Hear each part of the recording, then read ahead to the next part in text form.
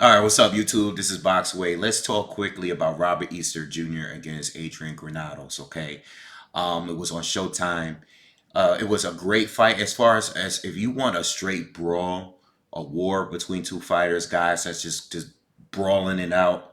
This is the type of fight for you. Okay, it was a great fight. It was the total opposite of what we saw with Robert Easter and Ramses Barthélemy earlier this year. And I told you guys I did a quick prediction video before I saw the fight, basically saying that this fight was going to be a brawl because Robert Easter, who will try to keep it a rangy fight, he's tall, he's long, and he uses a lot of lateral movement at times.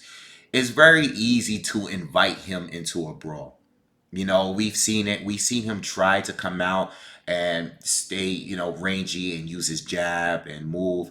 He tries to do it, but once you put enough pressure on him, it's very easy to get him involved into a brawl. It happens all the time. It happened with Richard Comey. It happened with Javier Fortuna. It's going to happen. It's destined to happen. Like Robert Easter likes to brawl. He it's not going to work out for him keeping it a rangy fight. The only way it's going to be and stay a rangy fight is when he's fighting a guy that's just not aggressive. Okay, he fights the same fight as his opponent. And that's a good and bad thing. It could be good when it's an action-packed fight, but it can be a very boring fight. Okay, so he kind of plays into his opponent. Regardless of what kind of skills he has, he always plays into his opponent. He fights exactly how his opponent fights. So it wasn't no surprise to me that it was a brawl. Adrian Granados comes to fight. He always gives good fights. He's given good fights with Danny Garcia. I mean, even though he ended up getting destroyed by him, he brought the fight to Danny. He brought the fight to Adrian Broner, Amir Imam back in the day, Sean Porter. He's fought. He always brings a good fight. So I knew it was going to be very entertaining. But the scorecards, robbery. Like I didn't sit here and score it because I knew a lot of these rounds were swing rounds, but it was a robbery. Because you had one scorecard that had Easter winning every round, like 100-90. Even the unofficial scorecard by I think it was Steve Farhood's scorecard, ridiculous.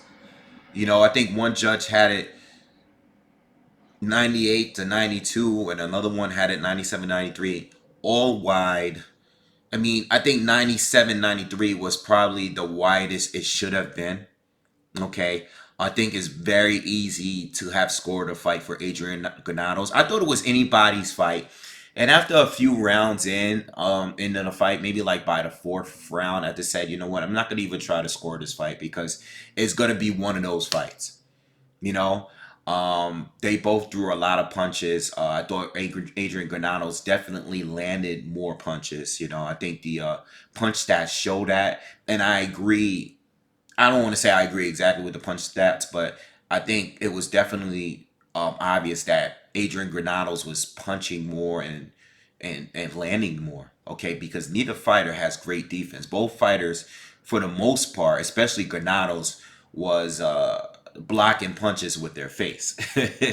Easter. You know how typical Easter at the end of a fight, his face is like swollen like this. Easter every fight he looks like that, man. There was no defense in it. It was just straight up brawl. But listen, it was very entertaining, but it was a robbery, man. I mean, there were fights, there were rounds, there were plenty of rounds in there that was scoring for Granados. I think when Easter was mid range, long range, he would land some clean shots, the cleaner shots of the two. Especially when they were straight shots. But when they were in the phone booth, when they were in the booth, I thought Granados was landing the better shots, the harder shot, the cleaner shots, and the majority of the fight was in the booth. You know, Easter, who was landing on the inside, if he wasn't landing to the body most of the time, his shots were very like they were slapping shots. You know, he was hitting like this, and Granados were landing the better punches on the inside. So I just feel like Easter needs to work on that because I've seen him do that in several fights now where he's close and mid range, you know, he's close range and sometimes mid range where he's just slapping his opponent, slapping him continuously. He's throwing combinations and they're all slaps. He definitely needs to work on that. Those punches shouldn't really count and they're not effective. You know, this is why Adrian Granados was just who we seen get hurt in fights. He was just kind of walking through those because those were slapping punches where Granados was kind of landing the cleaner punches when they were in the booth. But when they were on the outside, I thought Robert Easter was doing the better work. It's just that most of the fight, they were close range. You know, so I think Adrian Granados, I don't want to say he won because I didn't score the fight. But what I will say is that he definitely won at least four of those rounds. Like at least at bare minimum, he won 4 rounds to me in my eyes. Okay. Um, and he was constantly throwing. He was always throwing. Not maybe not always landing, but he was constantly throwing. Whereas Easter would take breaks. Okay. So I personally think it was a robbery because you know, and I know a lot of people are not talking about the fight. A lot of people weren't talking about the Showtime card leading into the fight. So, you know, I know a lot of people are not really going to be making videos about this fight because we had the bigger fight on the zone. But this was a robbery, clearly to me, not because Easton won the fight. When I say it's a robbery, I'm saying it's a robbery because I feel like the judges, especially that one that had a 100 to 90, already had his scorecard. Even the 98, 92, I feel like these guys already had their scorecard completed before the fight even began.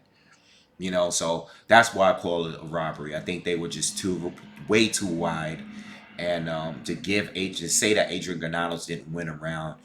I mean, damn, like, that must have to do for a fighter. That has to hurt you, man, as a fighter. It's like, damn, you know, you've had close fights with guys like Adrian Broner, where even that fight, you know, I think it should have been at least a draw. You know, I don't think Broner really won that fight. I thought it was a draw, and then you have this fight where a judge didn't even see you winning a round. That has to do a lot to you as a fighter, man. You train, you prepare, you give it your all in a whole fight, and you did well, and then you just judges saw it like, man, you just didn't even win one round. Like that's so disrespectful, you know. So me personally, I think it was a robbery, and that's it. You know, it sucks, but it is what it is. You know, Easter, even though he won, um, you know, I can't really see him being a Jose Ramirez, you know, Josh Taylor and Regis Prograis. I can't see him really beating any of those guys, but I do see him um, giving a good fight to a good effort with any of those guys. And some of the other guys are top guys that are not champions, but the top contenders in the division. Some of the guys that's lost to Taylor and Prograis. I think he's a good fight for anyone. It's just that I think he needs to work on his inside game because you're gonna keep continuously getting into these rough brawls, and you're gonna be in a pocket with these guys, and you got to work on creating more space while you're in there to land those cleaner shots instead of just slapping shots, you know? So that's my only thing. I don't think he's ever going to be great defensively and stuff like that. I just don't think he's that kind of fighter. But, you know, he's still always going to give us good fights for the majority of the time. All right. So anyway, that's what I thought on the fight. Drop your comments. Make sure you subscribe. I'll see you guys on the next one. Peace.